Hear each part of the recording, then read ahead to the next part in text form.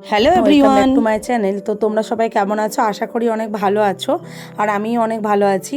তো অনেক দিন ধরে ভাবছিলাম কিছু একটা রেসিপি বানানো যাক, তো হঠাৎ করে মাথায় আসলো আর কি চিকেন ভর্তা বানানো যাক। তো আজকে তোমাদের সাথে শেয়ার করতে চলেছি চিকেন ভর্তা রেসিপি। তো তার জন্য ফার্স্টে আমার লাগছে একটা কড়াই বসিয়ে দিয়েছি গ্যাস ওভেনের মধ্যে, তারপর দিয়ে দিচ্ছি পরিমাণ মতো জল। জলটা একটু বেশি করেই দিতে হবে, তার কারণ আমি এখানে যেহেতু 2 কিলো মতো চিকেনের ভর্তা বানাচ্ছি, তাই জলের পরিমাণটা একটু বেশিই লাগবে। তারপর আমি এখানে দিয়ে দিচ্ছি গোটা গোলমরিচ, তেজপাতা, দারুচিনি, তারপর দিয়ে দেবো কয়েকটা এলাচ গোটা। তো তারপর দেখতে পাচ্ছেন এখানে জলটা বেশ মোটামুটি গরম হয়ে গেছে। তারপর যে চিকেনগুলো ছিল বোনলেস চিকেন, এটা আমি দিয়ে দিচ্ছি কড়াইয়ের মধ্যে। তো আপনারা অবশ্যই বোনলেস চিকেন ইউজ করবেন এখানে। তো তারপর চিকেন দেওয়ার পর এটাকে আমি 20 মিনিট মতো সিদ্ধ করে নেব। আর যেহেতু পিসগুলো অনেকটাই বড় রয়েছে, তো অনেকক্ষণই সিদ্ধ করতে হবে চিকেনটা। তো তারপর এখান থেকে দেখতে পাচ্ছেন কিছু ফেনা বের হয়ে আসছে, যেহেতু চিকেনটা আমার অনেকটাই সিদ্ধ হয়ে গেছে প্রায়। তো আমি এই ফেনাগুলো ফেলে দেবো। আপনারা অবশ্যই যে ফেনাগুলো বের হচ্ছে এখান থেকে অবশ্যই ফেলে দেবেন বন্ধুরা। তো তারপর দেখতে পাচ্ছেন এটা আমার ফাইনালি সিদ্ধ হয়ে গেছে। এরপর আমি এটা একটা পাত্রের মধ্যে তুলে নেব। তো তুলে নেওয়ার পর আপনারা এটা কোনো কাটা চামচের সাহায্যেও আর কি এটা ছাড়িয়ে নিতে পারবেন লম্বা লম্বা করে। তো আমি এটা হাতের সাহায্যেই ছাড়িয়ে নিচ্ছি, দেখতে পাচ্ছেন। তারপর এটা আমার ছাড়ানো হয়ে গেছে। তারপর যে চিকেনের জলটা ছিল সেটা আমি একটা ছাঁকনির সাহায্যে ছেঁকে নিচ্ছি। তো তার কারণ এই জলটা কিন্তু অবশ্যই আপনারা রেখে দেবেন, কারণ এটাতেই আসল চিকেন ভর্তার টেস্ট আনবে। তো তারপর আমার কড়াই গরম হয়ে গেছে, এদিকে আমি পরিমাণ মতো তেল দিয়েছি আর পেঁয়াজও দিয়ে দেওয়া হয়ে গেছে। তেলটা যেহেতু গরম হয়ে গেছে, তো পেঁয়াজটা দেওয়ার পর আমি 5 মিনিট মতো পেঁয়াজটাকে হাই ফ্লেমে নেড়ে নেবো এটাকে। তারপর একটু লবণও দিয়ে দেবো সামান্য, যাতে পেঁয়াজটা খুব তাড়াতাড়ি সিদ্ধ হয়ে যায়। তো লবণটা দেওয়ার পর এর মধ্যে আমি দিয়ে দিচ্ছি আদা রসুনের পেস্ট। তো আমি এখানে 4 চামচ মতো আদা রসুনের পেস্ট একসাথে আর কি পেস্ট করা হয়েছিল, সেটার মধ্যে দিয়ে দিচ্ছি। তো আপনারা চাইলে আলাদা আলাদা করে পেস্ট করে এর মধ্যে দিতে পারেন, তো পরিমাণটা অবশ্যই বুঝে দেবেন। তারপর আমি এটাকেও কিছুক্ষণের জন্য নেড়ে নেবো, 5 থেকে 7 মিনিট মতো, যাতে রসুনের গন্ধটা যাতে চলে যায়। তারপর আমি এখানে 15 থেকে 20টা মতো গোটা কাজু দিয়ে দিচ্ছি। তো কাজুটা আমি এর সাথে ভেজে নিচ্ছি, খুব সুন্দর একটা স্মেল আসবে। তো তারপর আমি যে টমেটোগুলো কেটে রেখেছিলাম সেটাও এর মধ্যে দিয়ে দিচ্ছি। তো টমেটোটা দেওয়ার পর কিছুটা লবণ দিয়ে দিচ্ছি, যাতে টমেটো খুব তাড়াতাড়ি সিদ্ধ হয়ে যায়। তো তারপর এটাকেও আমি 5 থেকে 7 মিনিট মতো নেড়ে নেবো, যাতে সব জিনিসগুলো আর কি ভালোভাবে সিদ্ধ হয়ে যায়। তো তারপর এর মধ্যে আমি দিয়ে দিচ্ছি পরিমাণ মতো হলুদ। তো আমি এখানে 2 চামচ হলুদ দিচ্ছি। তারপর আমি এখানে দিয়ে দেবো 2 চামচ মতো কাশ্মীরি রেড চিলি পাউডার দিয়ে দিচ্ছি 2 চামচ। সমস্ত কিছু দেওয়ার পর আবারও এটাকে আমি নেড়ে নেবো 5 থেকে 7 মিনিট মতো, যাতে খুব ভালোভাবে এই মশলাগুলোর সাথে এগুলো মিশে যায়।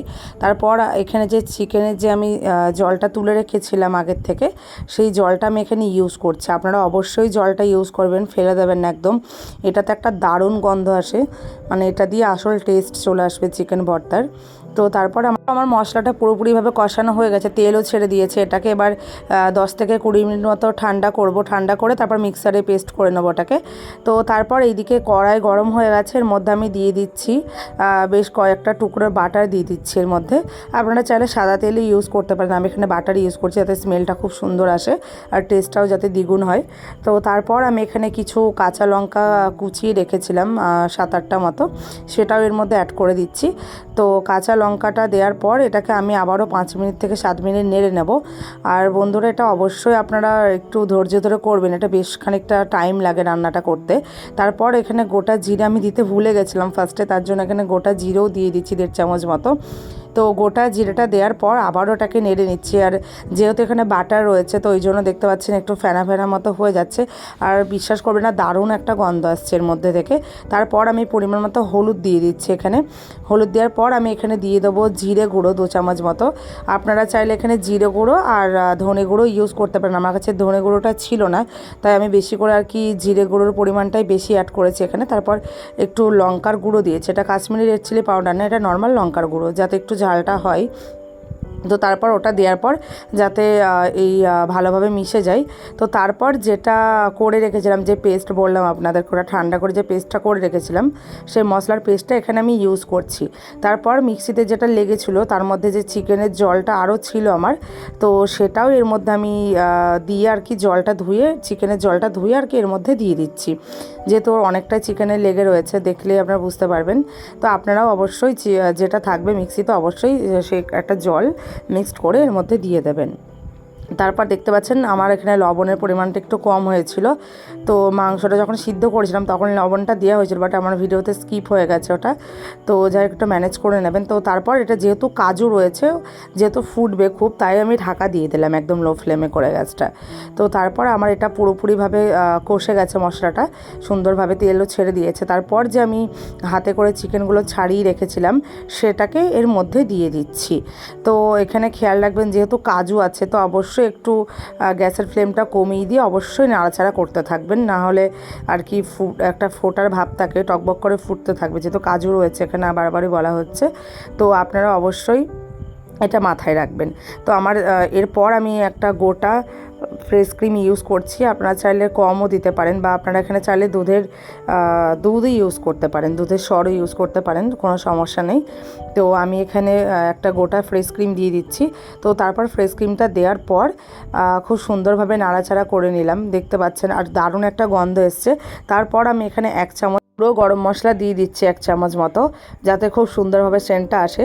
তো আমার কিন্তু প্রায় হয়েই গেছে চিকেন ভর্তা রেডি। এরপর আমি ওপর থেকে কিছুটা কাসুরি মেথি ছড়িয়ে দিচ্ছি, আর কাসুরি মেথিটা অবশ্যই দেবেন, মাস্ট, তার কারণ এটাতেই আসল চিকেনের ভর্তার যে একটা স্মেল, এটাতেই কিন্তু কাসুরি মেথির গন্ধতেই একদম মানে ভরে যাবে চিকেন ভর্তাটা। তো এটা কিন্তু দারুণ একটা স্মেল বেরিয়েছে, আপনারা একবার অবশ্যই বাড়িতে ট্রাই করবেন। আপনারা চিকেনের পরিমাণটা অল্প করেও মানে রান্না করতে পারেন, যেহেতু আমার অনেকটা বেশি ছিল।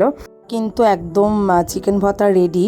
তো আপনারা চাইলে কিন্তু এখানে 2 থেকে 3টে ডিম সিদ্ধ করে এর উপরে গার্নিশ করে দিতে পারেন, তো আমি ওটাকে স্কিপ করে গেছি, আমার ঠিক ভালো লাগে না ডিম সিদ্ধটা।